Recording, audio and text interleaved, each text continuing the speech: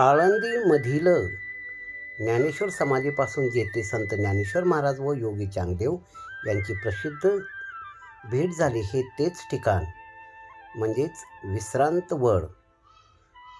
चांगदेव आपल्या 1400 शिष्यासहित सर्पाचा आसूड करून वाघावर बसून आले, तर माऊली आपल्या भावंडासोबत एका पडक्या निर्जीव भिंतीला आकाशमार्गी घेऊन आले.